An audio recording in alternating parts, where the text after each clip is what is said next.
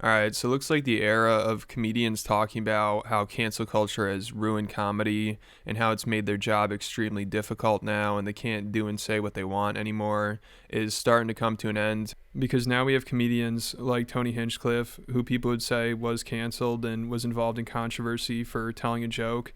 We have him admitting that he doesn't think comedians can actually get canceled for telling a joke, and most of the time when they get canceled, it only helps their career, which is pretty surprising that Tony would actually admit it. But I respect the fact that he did because, he's somebody that's been through that kind of controversy, and he could just be like, man, they're trying to cancel me all the time. My job is so difficult. I'm trying to defend free speech up there. I'm the last line of defense, like Joe Rogan saying. But instead, he's just like, yeah, it's not what people make it out to be. Most of the time, if you're a good comedian and you get canceled, it's only going to help your career. And like when I went up 4 or 5 days after that incident for the first time ever, the boom was crazier than ever. And I'm like, oh, okay. I just don't think you can get canceled for a joke. I've noticed that anyone who gets canceled for a joke, in trouble for a joke, if they're funny, it accelerates their career 100-fold. This happened to Shane Gillis.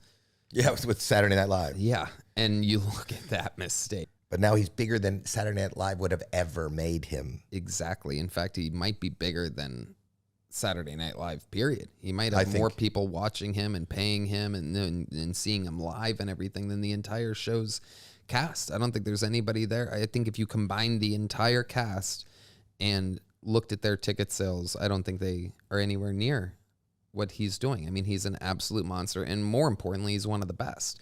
So if they tried, same thing happened with Ari Shaffir, another great comedian. These people are thriving, including myself. If it's not right, if it's for a joke, you're only going to help the person. And during the few days, like I said, yeah, I was stressed then because I didn't see it so clearly. Yeah, and I'm sure in the middle of all the controversy with Tony and Shane, that was probably awful, like dealing with all the death threats and everything. And I'm sure for a second, they're probably like, oh my God, is my career over? But I don't even know if they thought that. Like Shane said, he was just going to go on Joe Rogan right afterwards and he'll be fine. So it really just turns out to be free marketing most of the time. And comedians have obviously realized this. Like Matt Rife with his most recent special, if the cancel culture people really wanted to get at him, just ignore him. Like, don't cancel him, because obviously that's the reaction he wanted. And I'm sure it went exactly how he expected it to go, maybe even better. And then also there's Andrew Schultz. You could tell he plays into this a lot. He's always trying to act like he's this controversial comedian that's saying stuff that you're not supposed to. But I don't know if I've seen him even really go through any controversy like that. I feel like he just kind of makes it up half the time. And he always acts like he's saving comedy with everything he does. Like this intro he has to one of his specials on YouTube. He's like, right now, comedy is dead. Cancel culture has ruined it. You can't say what you want. But I'm here to bring back the flagrancy, and I'm not afraid to make edgy jokes and all this stuff. And looking back on it, it just seems really cringy. And he also used this to market his last special. So he knows what he's doing. But now that the tide is starting to turn and people are like, all right, comedians are getting a little too carried away with how important their job is and how they're defending free speech and everything. Like, let's take it easy a little bit.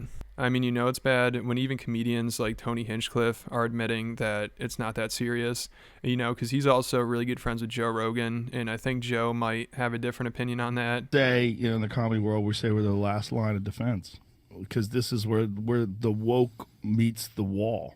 The woke meets the wall with stand-up comedy. And also, I just want to clarify, the people trying to cancel comedians, those people suck. Obviously those people are way too sensitive and everything. But at this point, with where these comedians' careers are at right now, it doesn't seem like cancel culture is that bad, in terms of comedy at least, and making jokes. And now looking back on it, it seems like it's only helped comedy.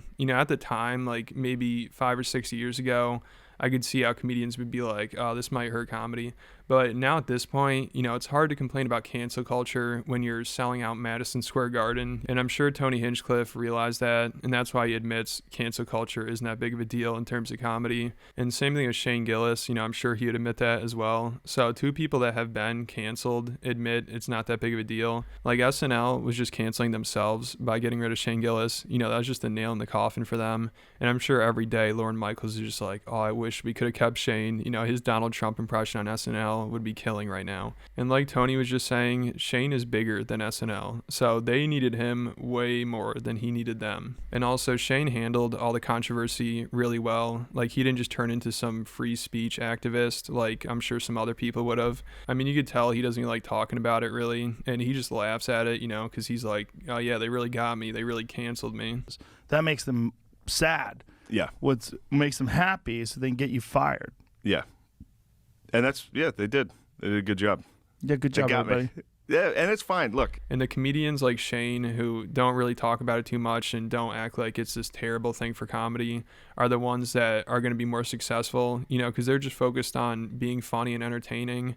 They don't care about making it seem like they're doing this really difficult thing and comedy is so hard, when in reality, they're doing just fine. Like also somebody posted this compilation to Joe Rogan's subreddit of comedians that admit like, yeah, cancel culture isn't that big of a deal. You know, like Dan Soder, he talks about it. And then Mark Normand, somebody brought this up to him. He's like, yeah, we're kind of done crying about cancel culture. It's not that serious. It's made up. Yeah. It's the Loch Ness Monster. Yeah, yeah. Dude, For a lot of these dudes. People get in trouble. Yeah. There are people who get in trouble. Yeah. But no one's canceled. Yeah, comedy's great right now. Comedy's you guys are. It's definitely like a little golden age. Yeah. Well, it's funny because you wouldn't think it because all you guys are crybabies about your cancel culture, but you're all millionaires now. It's hard to be a comic. You're all millionaires. Shut up. Yeah, most of us have pulled back on the whining. Yeah, comics have started to take themselves quite seriously. Dude, it's wild. You know? And then, but is it swinging? I'm back enjoying it because I don't give a Yeah, so it's like fun for me. Right, Watching right. friends of mine be like, I got to stand up. You're like, dude, you're not a civil rights marcher in Selma. Right. You're a guy working a funny bone, sold out 5 shows. You're doing all right. Yeah, so it's good that these comedians realize it, even though I would like to hear somebody bring this up to Joe Rogan when he's going on about it. You know, that'd be hilarious. So I wanted to play a few more clips from the Howie Mandel, Tony Hinchcliffe podcast, because also Tony said, this is pretty funny, that the agent that dropped him right when he got canceled, now they're begging for him to come back. You know, and you've been canceled even here. Did that bother you? I know that the agent. I'm with your agent. I'm with your old agent. I'm with WME. Oh, you are? Yes. Yeah. Well, they wish they were my new agent too. Now. Yeah. They've been chomping at the bit. Hey, Tony. You know, we'd love to. You know, that came from above. That wasn't us. We'd love to. Really? Are they coming back? They wish.